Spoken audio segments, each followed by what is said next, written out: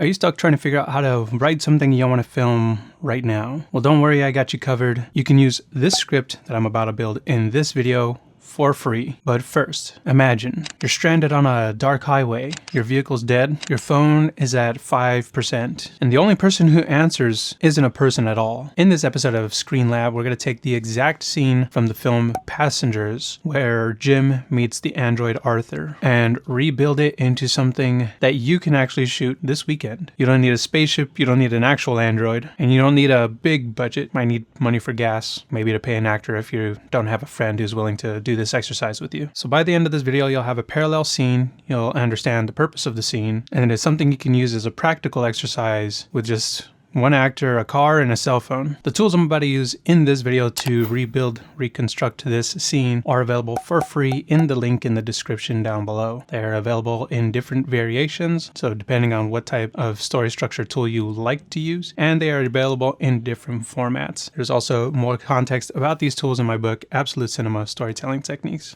Also, if you need more direct help, more personalized help for your own personal project, anything in regards to constructing your story, or anything film related really, there are also details in the description down below on how to hire me personally should you want to pursue a more one-on-one approach. Okay, first let's take a look at Passengers, the scene that we are going to remix or rebuild or reconstruct, whatever you want to call it, in order to create our new scene. First, let's understand the original scene so we understand what we're doing to create a parallel version of it. So most of you know the story of Passengers as a guy who gets awakened about a century too early on a starship, and he's basically stuck on an island in space with no help within a century's reach. So in this specific scene that we're going to recreate, this parallel scene that we're going to recreate, the scene objective is when Jim, the human, encounters the android Arthur in a bar and is trying to get help from him. So the scene objective is for him to figure out how to solve his problem with his hibernation pod. And since he's stranded on this ship, he's very alone. So another thing he's looking for is companionship. In the overall story, he's also trying to fix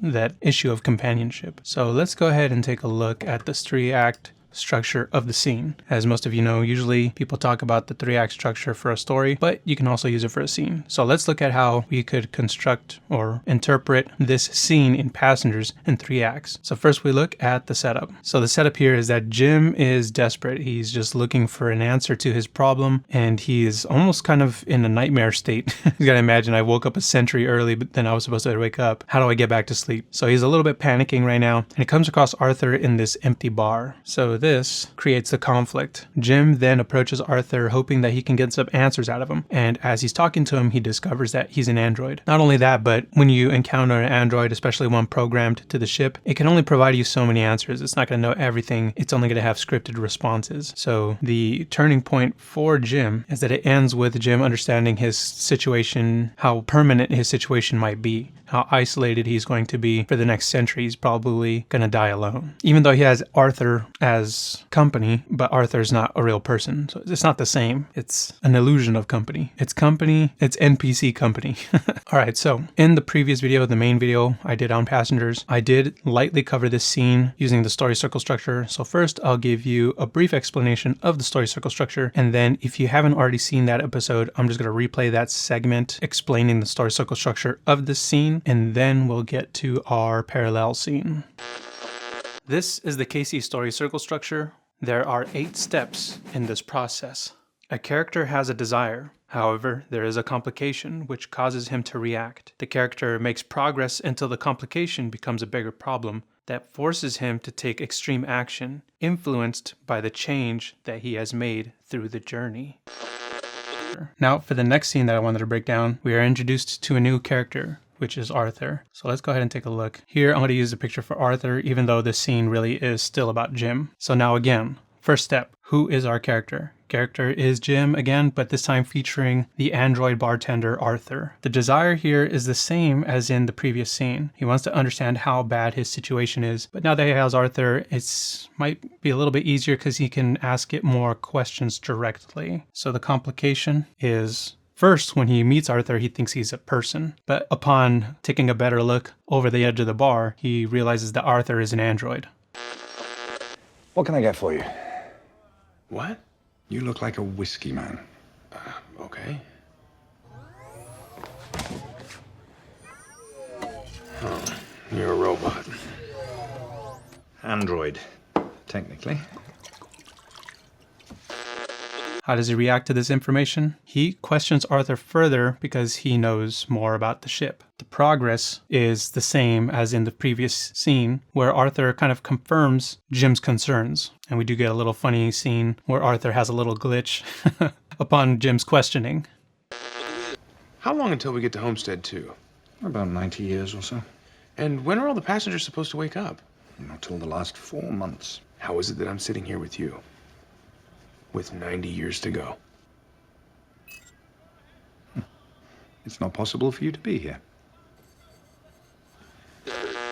So the problem here comes from the answer provided by Arthur. It kind of seems even more hopeless now. However, the action taken in this scene is actually by Arthur when he hits him with that incredible one line of, "Make the most of where you are." The point is, you can't get so hung up on where you'd rather be that you forget how to make the most of where you are.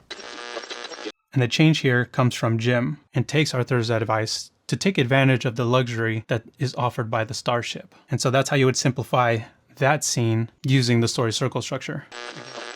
All right, so now that we have a basic understanding of the scene and the purpose of the scene from Passengers, we are going to recreate a parallel version of that, but using something that is more accessible to the everyday person. So my idea was using a highway and a stranded vehicle or a broken down vehicle. That's one way that is relatable enough and realistic enough that every one of us could access that and practice creating this scene. So in order to justify what's happening here, I thought we'd use someone who has a reason to be on the road and be on the road in a ridiculous time of the night. So I thought an independent courier, someone who's contracted to deliver things, kind of like Jason Statham in The Transporter, just an independent contractor who's contracted to deliver things. And this person's vehicle breaks down at 3 a.m. on the highway in the middle of nowhere. So that kind of creates a parallel version of Jim being stuck in space in the middle of this cosmic highway with no help within a century of time. Obviously, this is not as extreme because it's just a delivery guy stranded on the highway, but at 3 a.m. and let's say his phone battery's at 5%. So that creates a sense of urgency, not as extreme as Passengers, but still something that you could relate to and could recreate without having to need a big budget to find your own spaceship and whatever. All right, so now that we understand the basic idea, let us break this scene down in 3 acts. So in Act 1 here, the setup. The delivery driver, like I said, is stranded in this van. It's 3 a.m. and he calls customer service for the company he's working for in order to get some help, some roadside assistance. All right, from here, let's create the conflict. And the conflict here is that when he makes a call to the company's roadside assistance or just some form of assistance from the company, it's a chatbot, an AI chatbot, because you have to remember it's 3 a.m. So let's say this is a company that isn't big. It's not like your FedEx or whatever. It's just an independent courier. So they're not going to have round the clock staff. And so we're going to have him argue with this AI chatbot trying to get past its automated system to get him some real help, which isn't available. The turning point is going to be that the driver hangs up, still stranded without aid, because the only response he's able to get is an AI chatbot that doesn't understand the severity of his situation. So that's how I've simplified this story that I've come up with in 3 acts within this scene. Remember, this is just a scene. So like I said, you could use a 3-act structure and this next one, the story circle structure, to really